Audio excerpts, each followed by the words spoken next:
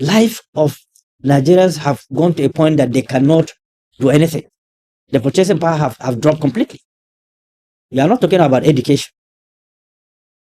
There is nowhere you can write. We are not talking about the health sector. People are dying because of malaria. Simple malaria. They can't access free drug of malaria. So how do you define leadership? How do you define it? Hello and what's up, guys? In this video, things are getting really worrying in Nigeria, and what you're about to hear will shock you.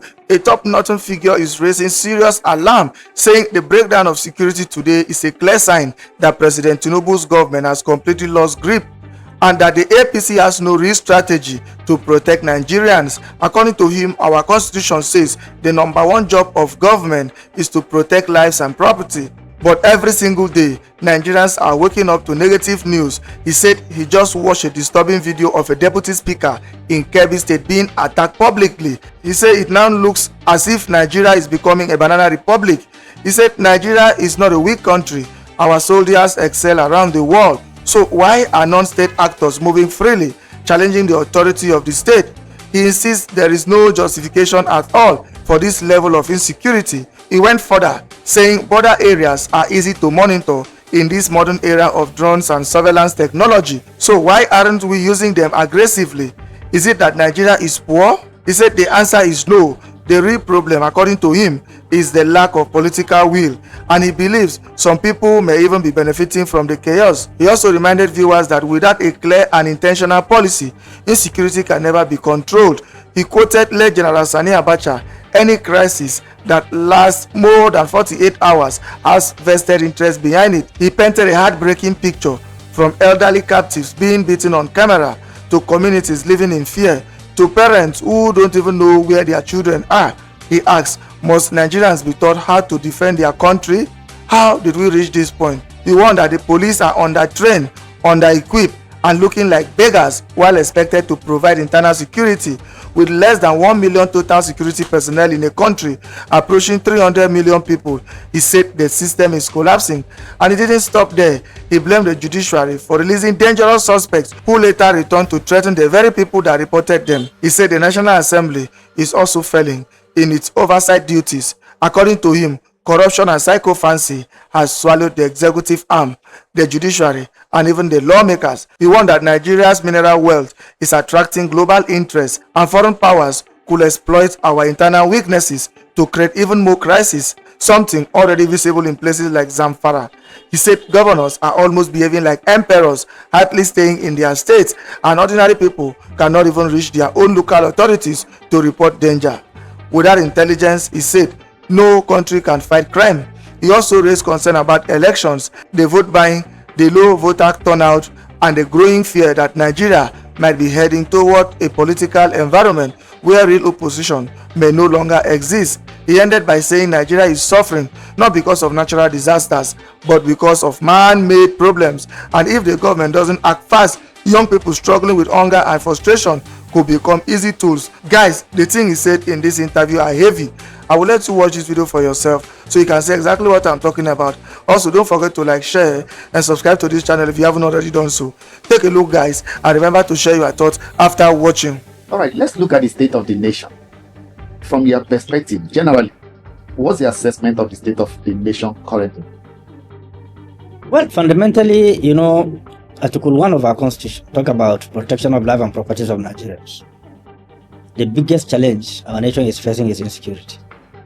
Virtually every day, you will hear negative news. I just saw yesterday a video of a deputy speaker of Kebbi State being stripped only with pan. Terribly. I've seen videos that are nasty, as if we are a banana republic. Nigeria is a very strong nation. Our armies excel all over the world. No reason, no justification that we cannot crush non-state actors challenging the state of Nigeria. There's no justification. We have seen countries where non-state actors have made an attempt, but they couldn't succeed. The border areas that we are talking about, the former CDS Chief of Defense Staff, was a marvelous analysis he made. It's containable. We live in an era of drones and what have you, surveillance that can give you accurate situation of what is going on. What stops us from taking advantage of the drones to provide security, to provide intelligence? There are weaponized drones that can also be used. Was it that Nigeria is wretched, is poor? The answer is no. Is it the will? The answer is yes. I believe there is no strong will to deal with the issue. Probably some people are benefiting from it. There are so many efforts that have been made to subdue the situation. I could remember at the point during Jonathan, there was massive move and oppression to flush them. They were flushed. We had election in Yobe and Borno State. They bounced back. So, one, if there are no absolute intentional policy from the government to deal with the issue, you cannot deal with it. General Abacha said that any crisis in any nation that lasts more than 48 hours, there's a vested interest. I have seen war in Sierra Leone, where parents don't care where their children are, children don't care where their parents are. I shed tears, nobody beats me. It takes an insane person to think of anarchy in his own country. We have the resources to get the best for our security agencies. If you go back to the Nigerian police force, they are in for the worst. There's no training, there's no equipment. You see a policeman who is supposed to provide internal security looking like a beggar, no kids, nothing, and we're a serious country. The entire population of security agencies is less than 1 million, of a nation that is heading to 300 million population or above.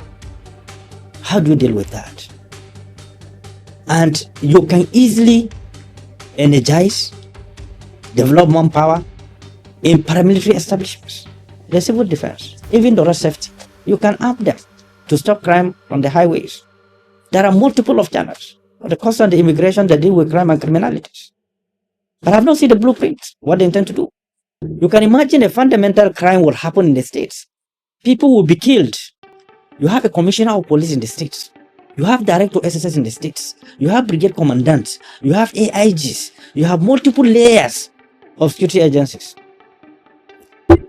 The culprit will get away with it. Where is the deterrence? Any nation that have no deterrence is not prepared to restore law and order.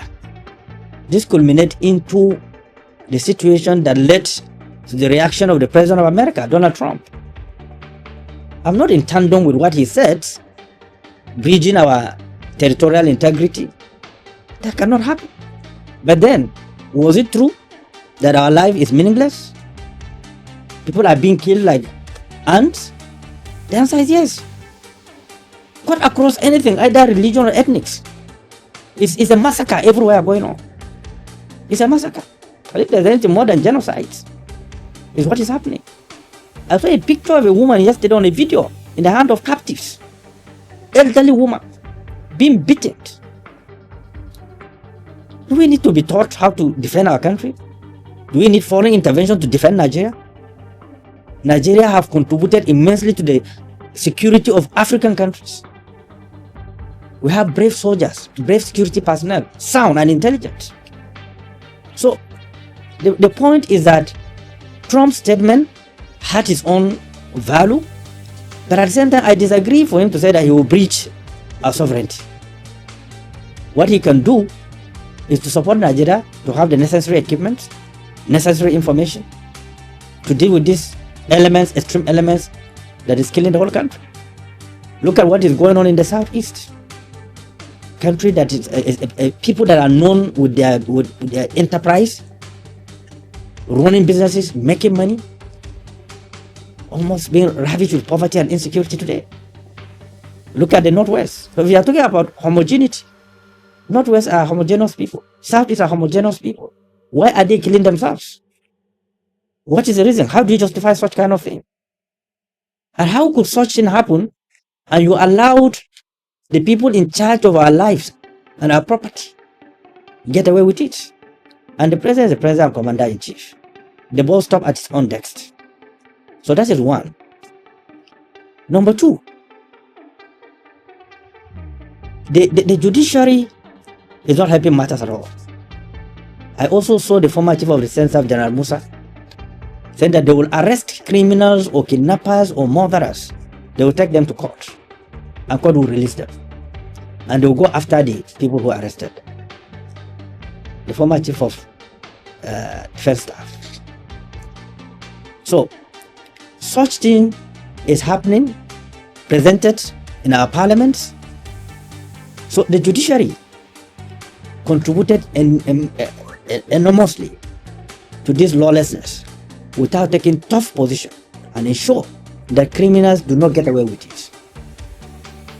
Thirdly, the National Assembly must live to their own expectations and oversight responsibility.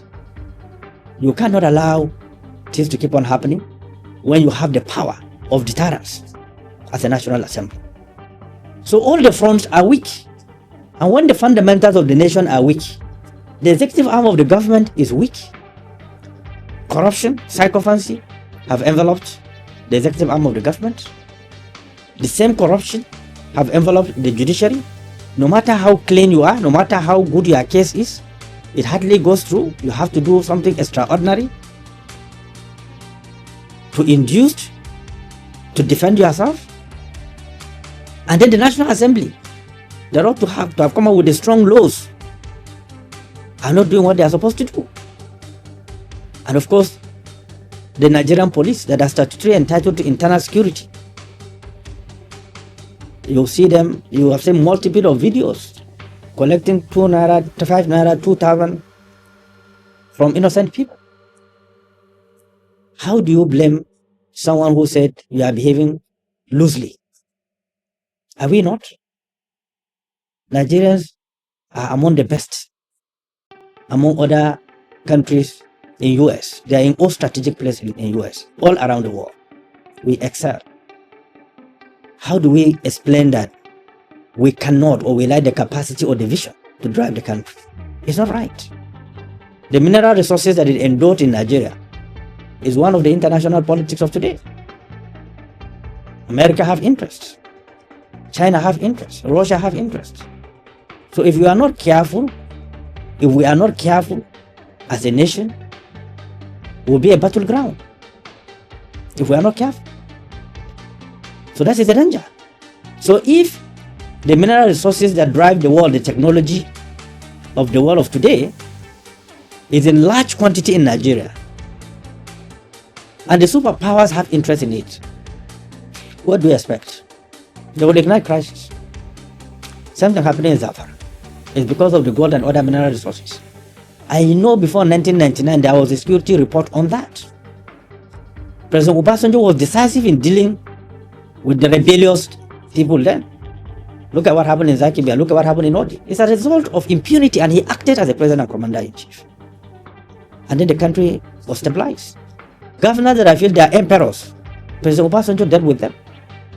The country became stable, respectful before the international community. What is happening today? Most of the governors, they don't stay in their own states. It is not just the president that is responsible to provide law and order. Governors in their states have every responsibility to provide law and order. The governor cannot be reached by his own people in his own states. Commissioners in the state cannot answer telephone calls from people in the village that will give them direct information. Local government chairman, his people in the local government have no access to him to give him information. Councillors cannot be accessed. So how do you generate intelligence? Intelligence doesn't fall from heaven. You have to get it and convert it into operation. So these are tragedies that we are going through that are man-made. We are not suffering from natural disasters. We are suffering from man-made problems that we ought to have dealt with long time ago. Was it because we don't have quality people? The answer is no. Look at the election that took place in Anambra State. Look at the video that is going viral. Somebody was distributing money, coke, and snack. People are queuing to collect just to go and cast vote.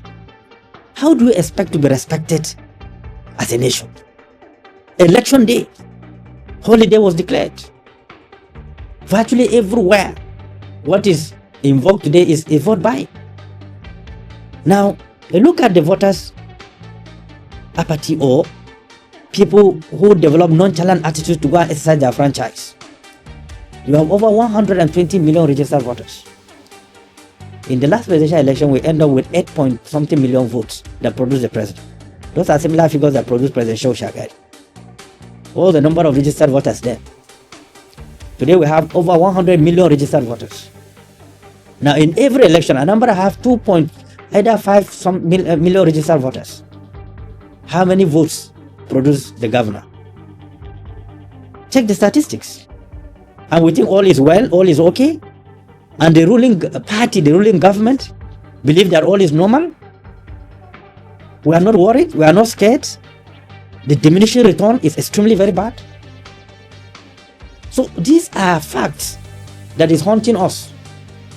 And then let us into weaponization of poverty, hunger. Our young children, younger ones have gone into crime, have gone into drugs, have gone into kidnappings, maiming and barbarism. Any nation that cannot feed its population is potentially available for anarchy. The young people that you see that you cannot feed, they will turn to a weapon. And that's exactly what we are facing today. This is exactly what the nation is facing today. Do you think that probably the present government is working towards 2027, there will be no opposition? Probably we'll just have one candidate on the ballots. Every indication have suggested that. Every indication. They keep on denying. But every indication have suggested that they have suffocated the entire political environment. Probably with international reactions, there will be some adjustments. Probably. Because it appeared that we are afraid of power, global powers, than afraid of internal anarchy.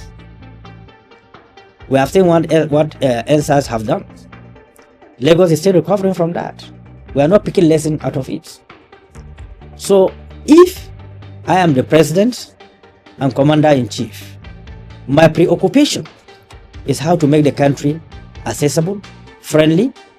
The financial sector must be regulated. The interest rate must be dropped. Now, the argument is that some foodstuffs are coming down. Yes, like maize and whatever is coming down. But what of the components? What of the foil that transport the goods? How do you make sense out of it? Life of Nigerians have gone to a point that they cannot do anything. The purchasing power have dropped completely. We are not talking about education. There is nowhere you can write. We are not talking about the health sector. People are dying because of malaria. Simple malaria. They can't access free drug of malaria. So how do you define leadership? How do you define the government? And then when you mention it, you are being seen as a threat.